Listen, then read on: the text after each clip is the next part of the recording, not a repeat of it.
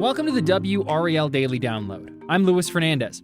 Wake County Public Schools have been experiencing issues with their HVAC in a third of schools. WRAL Investigates dove into other records and found that many schools are struggling with widespread infrastructure issues, from air conditioning to bathrooms, forcing teachers and PTAs to cover the cost. WRAL's Destinee Patterson and Emily Walkenhorst have more. We spent some time going through the 200 plus health inspection records for Wake County Public Schools. And I know initially the idea kind of came because we have been covering the HVAC issues for years now. And a lot of times we were hearing it was either too cold in the classrooms during the wintertime or too hot in the classrooms during the summertime. And upon doing so, we really kind of realized that was just the tip of the iceberg. Right. We weren't sure what we would find. We just wanted to look through them, and basically we found there are HVAC issues at over a third of schools, and some of those were detected even during more mild weather. They could tell that things weren't really flowing, air wasn't really flowing the way it should be through, in the worst cases, an entire hallway, basically an entire corridor wing of usually a high school. A lot of other cases, it was just, a handful of rooms, maybe some trailers, maybe just the media center or something like that. But it seemed to be pretty widespread. These inspections, we should know, were not prompted by, say, a school being dismissed early. Right. I think only one of them was, and I'm not even sure they found widespread HVAC issues at that school. So the rest of them, they were observing these things just on their routine health inspection day. Right. And I think what's interesting, we talked to some parents who also happen to be PTA presidents at a couple of local schools. And one of them said that the teachers were literally buying fans, or they've even had to do fan drives for the schools because of the conditions in the schools. And I think it's really telling when it's such a big issue that people are having to come out of pocket, whether it's fundraising and having people donate themselves, or the teachers doing it themselves. Right. Teachers even buying a window unit if they worked in something as small as, say, a trailer where they could install something like that.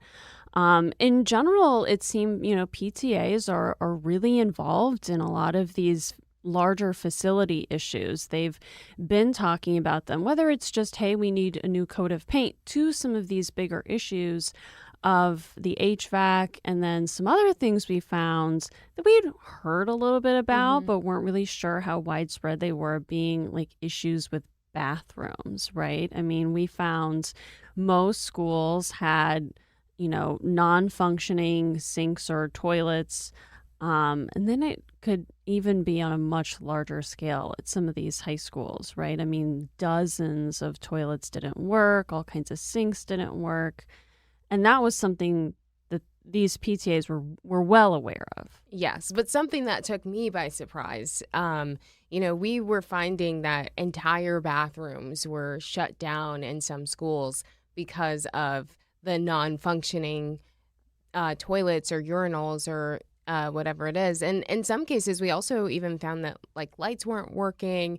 There were leaks mentioned in some of the inspection reports about the toilets as well. And ironically, once we started digging into this, it was a couple weeks after we started interviewing people about this story, and then the issue of bathrooms came up in a school board meeting specific to security. So even it's now becoming something that is becoming to be more public knowledge outside of the people who are dealing with it, on the day-to-day inside of the schools.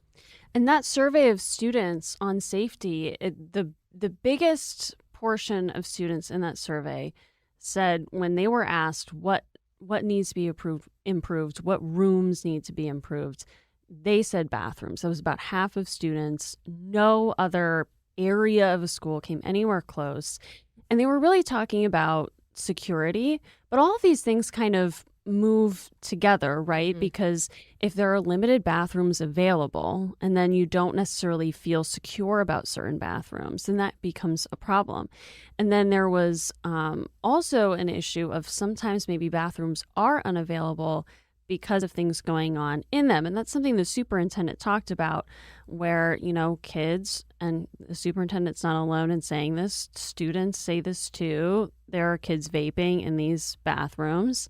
Another curveball to the story. Yeah, they're vaping in the bathrooms, and then to avoid getting caught, they're like flushing the vape. And the vape Right. is a solid thing. And some of these pipes at these schools are old, and so then that's another thing that contributes to some of these toilets not working. In general, students had a lot more concerns about bathrooms than just, walking into a bunch of kids standing around and vaping. But that was definitely something that the school district, it's more complicated than it initially looked on paper.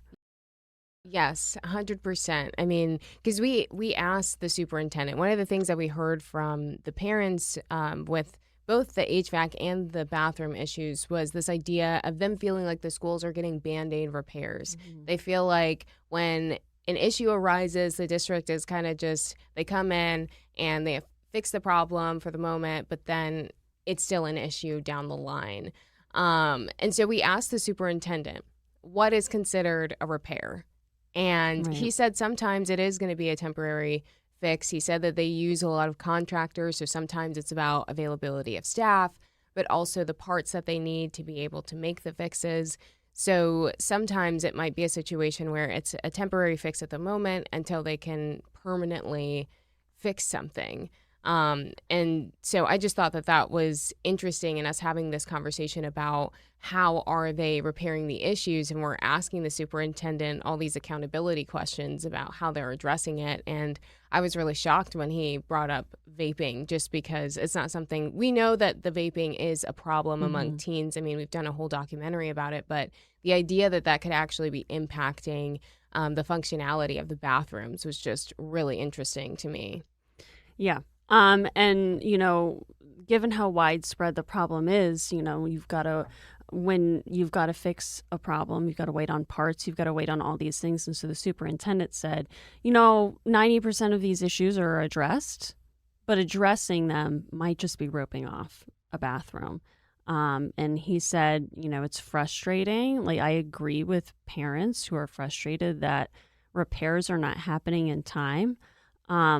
But still, it's something that frustrates parents, because we talked to one parent whose daughter she has like a strategy for using the Yes. bathroom during her passing periods, because she only has a few minutes, and there's certain bathrooms, there's not enough toilets available in it. And so she's trying to figure out how she can use the bathroom in that limited amount of time, and other students are having to make that calculation too. So that was also something that I think really struck both of us when we were thinking about what kind of problem does this actually pose. If a toilet's just out of order, it's out of order. But when you've got a lot of students and you've got a limited amount of time, that's kind of when it becomes a problem. A bigger problem, right. And I mean, the parents, obviously, we talked to a parent of a high schooler and a parent of an elementary school student. So, they both had different kind of perspectives, but both agreed that it is a major problem. Obviously, the high schooler is going to be able to adapt much easier than the elementary school student is going to be able to adapt in that situation. And upon us going through these inspection reports, we also found that almost every school is also dealing with leaks as well, ceiling leaks. And in some cases, when in these inspection reports are talking about areas where people shouldn't go, they're worried about suspected mold growing because of these leaks. And a lot of times it's multiple leaks, sometimes in the same place or the same room. Yeah, and some of those leaks inspectors suspected could be traced to toilets not working, maybe in the floor above, or, some other type of plumbing issue. There were HVAC issues where I remember seeing the room with HVAC flooding, or HVAC itself was leaking. where the HVAC flooding from rain coming into the building, more specifically, and then the HVAC itself leaking. So all these things are actually more tied together than I think we thought. And the leaks is an issue that could sometimes feel isolated to some ceiling tiles, but can easily be much more widespread if there's a larger issue with the roof or other things. Right. And when we asked the superintendent about kind of taking a wider look at all of these issues, he essentially said, obviously the inspections are done at a certain point in time. They've been able to address most of them. But he also said that the district's never going to be at 100% just by the nature of the size of the district, the varying ages of the different buildings. We also know that the district is dealing with deferred maintenance, $800 million. Mm-hmm. So it's a combination of things that's the reason that we're seeing some of these things in the inspection reports. Yeah. And there's a lot that we've covered with deferred maintenance. They are trying to add to their budget. They are, they've been kind of slow to add maintenance staff as they've added schools. So they're trying to reverse some of that. But when you're so far behind, the needs pile up every year because every year something else becomes out of date, right? So, they're spending more, but they're not necessarily they're not really decreasing these numbers. Yeah, like accomplishing more at the end of the day. Yeah.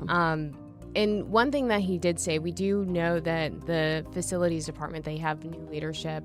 Veronica Hill, she's now the director of that department. So he's hoping that just having a fresh set of eyes will also help them be able to address some of these issues more efficiently, especially because they have been so ongoing, and they'll have somebody new who can kind of take a different perspective on some of these things. Yeah, she just started last month, so we'll see. Thank you to Destinee and Emily for that conversation, and thank you for listening to the WRAL Daily Download and for making us part of your morning routine. Find the latest North Carolina news on our YouTube page. Just search WRAL. And another great way to get WRAL news is the Morning Briefing newsletter. It's a daily email with Triangle news, events, and headlines to help you get ready for the day. Sign up at WRAL.com/newsletter.